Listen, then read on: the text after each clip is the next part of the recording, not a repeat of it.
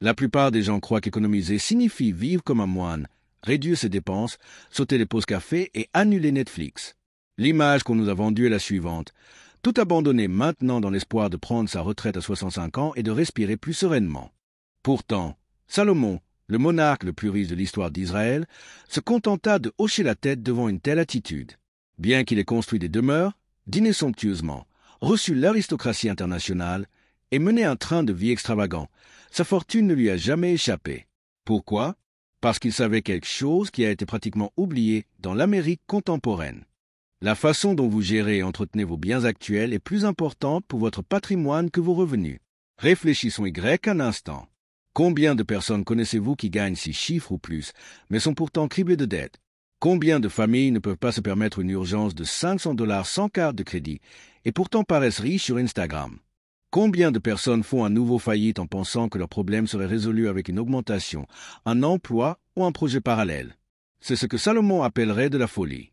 Les prudents amassent du pain et de l'huile, mais les insensés les dévorent, selon Proverbe 21h20.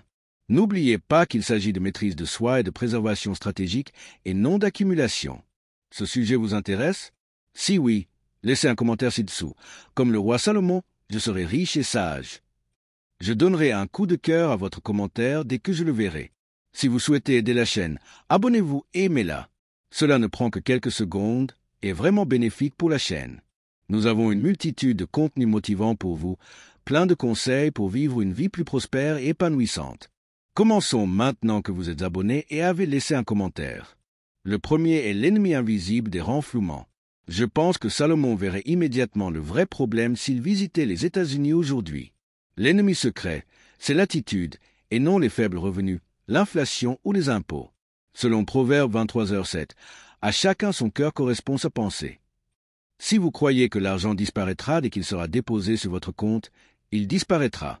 C'est pourquoi beaucoup de personnes gagnant $200 000 par an ont le même niveau de stress que celles qui gagnent $40 000.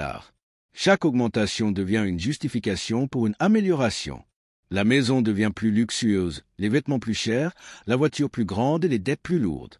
L'inflation du style de vie est ce qu'elle est. Outre les dépenses émotionnelles, Salomon la qualifierait de vanité. À son époque, fêtes extravagantes et vêtements dorés étaient des moyens d'afficher sa richesse. Aujourd'hui, ce sont les iPhones, les marques de luxe, les cafés à $7 ou les vacances bien méritées mais hors de prix. Lorsque vous recevez votre relevé de carte de crédit, combien de fois vous êtes-vous convaincu? J'ai travaillé dur, je l'ai mérité, pour ensuite le regretter? Salomon pouvait rire et dire, manger demain est ta récompense. C'est là que Salomon change le cours des choses. Aujourd'hui, de nombreux chrétiens évitent d'épargner parce qu'ils pensent que c'est contraire à la spiritualité, ou pire, parce qu'on leur enseigne que cela témoigne d'un manque de foi. Pourtant, toute la vie de Salomon contredit cette affirmation. Malgré son immense richesse, il investit continuellement dans les infrastructures de son royaume. Conscient des changements de saison, il conserva de l'or, de la nourriture et du bois en réserve, plutôt que de craindre la pénurie. Prenons l'histoire de Joseph dans la Genèse. Pendant cette année d'abondance, il stocka de la nourriture pour surmonter cette année de famine. C'était une stratégie divine et non une forme de terreur. Aujourd'hui, cela équivaudrait à économiser l'équivalent de 3 à 6 mois de dépenses dans un fonds d'urgence. Investissez dans des actions à dividendes ou dans l'immobilier. Diversifiez vos sources de revenus. Oui, vous devriez investir dans 8 entreprises. Ecclésiaste 11h11, verset 2. Il s'agit de connaissances et non de convoitises. La Bible s'oppose à l'accumulation sans but et non à l'épargne. La différence réside dans le but. Je ferais mieux d'accumuler, car Dieu pourrait ne pas y pourvoir, affirme l'épargne motivée par la peur. Je vais me préparer, car Dieu y pourvoit toujours, selon l'épargne motivée par la foi. Et maintenant, le rebondissement délicieux. On peut donner généreusement si l'on gère bien ses finances. Quelqu'un fauché pourrait simplement dire « J'aimerais pouvoir aider ». Quelqu'un qui est prêt pourrait demander « De combien as-tu besoin ?» C'est pourquoi Salomon écrit dans Proverbe 13h22. Un homme honnête laisse un héritage à ses descendants. Écrivez-le dans les commentaires. Je suis déterminé à épargner régulièrement afin de faire des investissements prudents et de protéger mon avenir. Je vous applaudirai chaleureusement en lisant votre commentaire, car je sais que vous êtes sage. Après votre commentaire, passons à autre chose. Deuxième point. L'approche salomonique consiste à planifier chaque centime. Soyons honnêtes. Salomon n'était pas riche par hasard. Selon premier livre des Chroniques, chapitre 29, verset 2, « J'ai tout fait pour préparer la maison de mon Dieu. Je me suis préparé. » Ordre, intention. Voilà la clé. Salomon ne suivrait pas la dernière mode en affaires pour plaire à ses voisins s'il vivait encore en Amérique. Il suivrait 3 étapes. Avant tout achat, allouer 40% de son salaire à des investissements et à l'épargne. Diversifier sa fortune. Affaires maintenant, actions, obligations, immobilier, commerce et agriculture dans le passé. Ces dépenses doivent être en accord avec ses idéaux. Tout ce qui est éblouissant ne vaut pas forcément votre argent.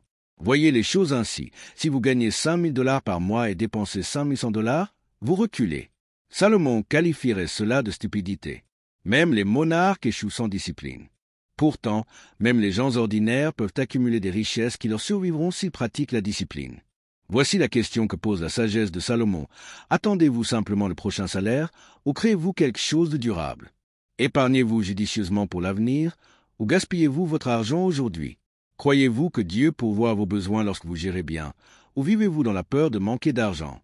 Car, en fin de compte, épargner n'est pas une question de privation. C'est une question de liberté. Il s'agit de se préparer à saisir les opportunités lorsqu'elles se présentent. On est résilient face aux catastrophes. Et on peut obéir sans poser de questions lorsque Dieu nous demande de donner. Telle est l'approche de Salomon.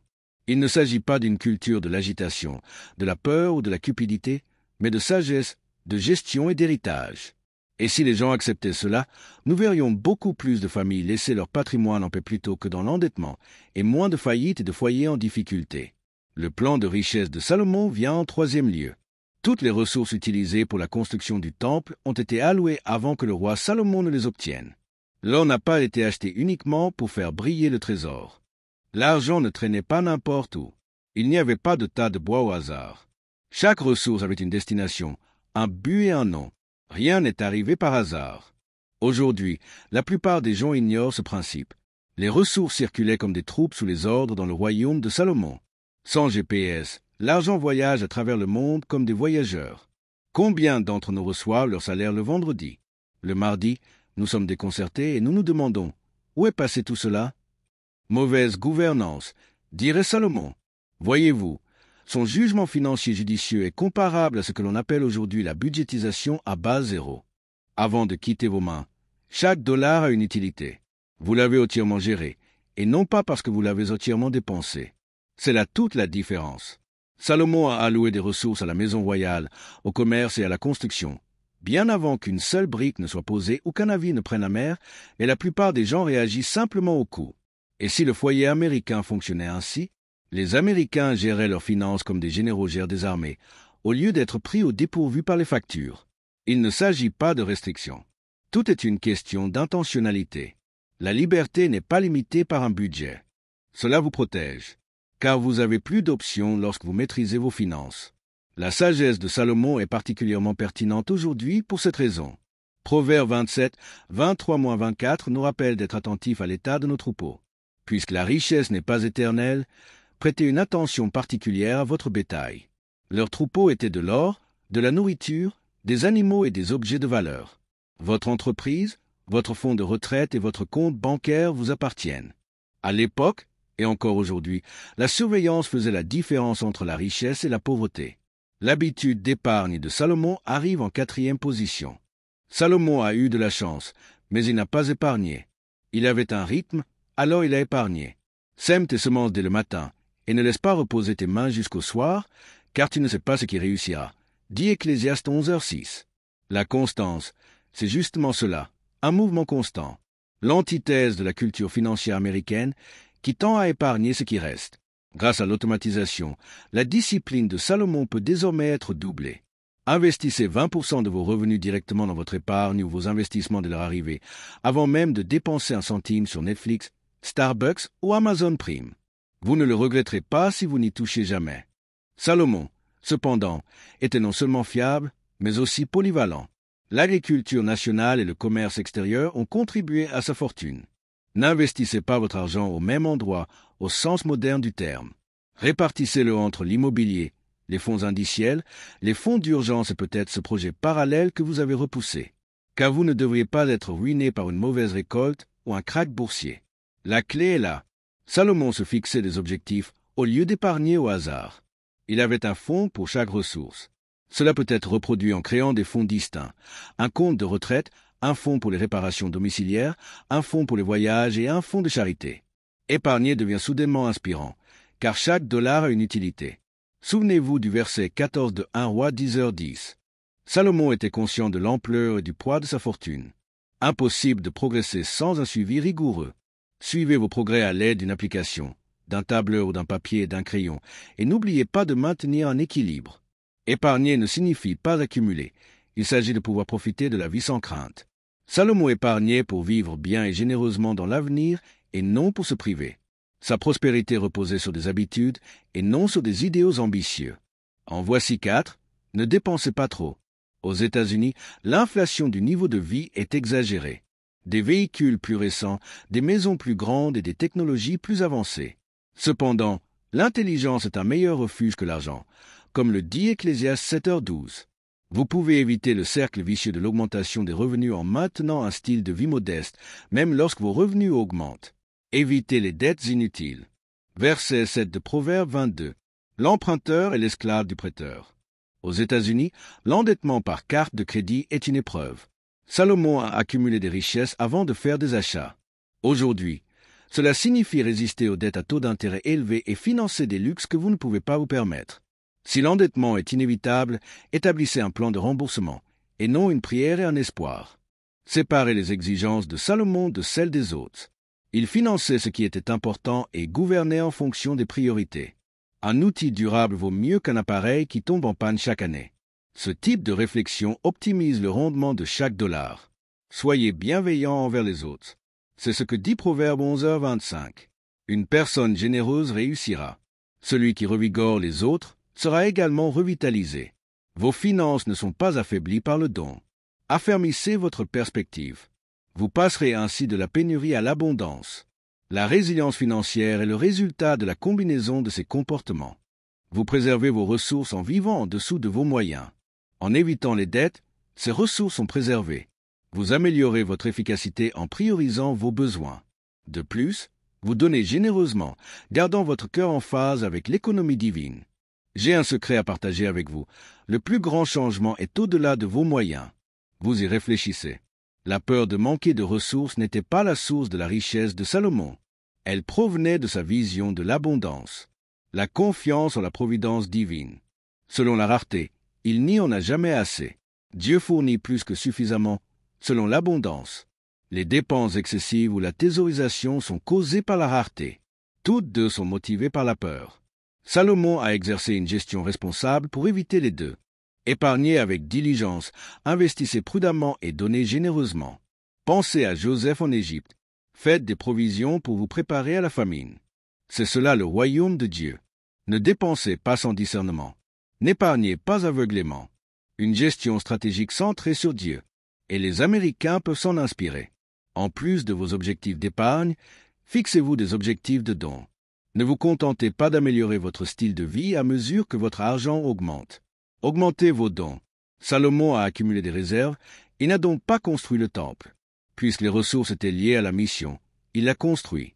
Accepter cela change la façon dont les opportunités se présentent. Je ne peux pas prendre de risques en me basant sur la rareté. En me basant sur un état d'esprit du royaume, je peux suivre les conseils de Dieu avec prudence. Il peut s'agir de créer une entreprise, de financer des études ou de soutenir une cause. Votre argent ne sert plus de garantie, mais devient votre instrument. C'est ça, la liberté.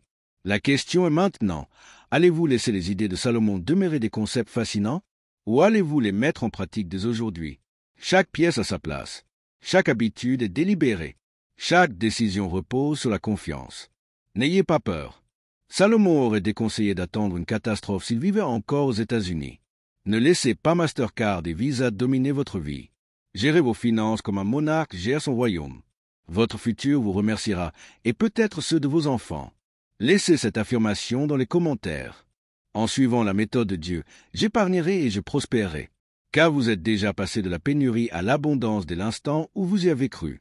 Si cette vidéo vous a été utile et que vous avez hâte d'en profiter pleinement, j'aimerais beaucoup connaître votre avis. Partagez vos impressions dans les commentaires ci-dessous. N'oubliez pas d'ajouter la phrase suivante. J'ai regardé la vidéo jusqu'à la fin, alors n'hésitez pas à me faire un petit cœur. Lorsque je verrai votre commentaire, je vous ferai un petit cœur. Pour poursuivre votre chemin vers le succès, voici 3 étapes importantes. 1. Aimez cette vidéo. 2. Abonnez-vous à cette chaîne. 3. Activez la cloche de notification. Ainsi, vous serez sûr de ne rien manquer des informations clés que nous partageons chaque semaine. Gratuit. Ne manquez pas nos prochaines vidéos où nous partagerons encore plus d'informations précieuses. Je vous demande simplement de vous abonner et je vous en suis sincèrement reconnaissant. Créer du contenu de qualité pour vous est notre passion et votre soutien nous permet de continuer. Si vous avez apprécié notre contenu et souhaitez contribuer, n'hésitez pas à nous offrir un café. Accédez simplement à la description de cette vidéo et cliquez sur le lien « Offrez-moi un café » pour faire un don.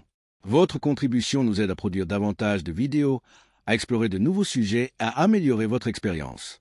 Cependant, vous vous demandez peut-être comment atteindre une véritable réussite financière et constituer un patrimoine pour les générations futures. Je peux vous aider. Je vous guiderai tout au long du processus. Cliquez sur ce lien vidéo pour plus d'informations. Partagez vos impressions dans les commentaires de cette chaîne. Votre témoignage sera grandement apprécié. Merci de votre attention. C'est vous qui gagnez vraiment de l'argent. Regardez nos autres vidéos diffusées sur votre écran. Nous vous aimons.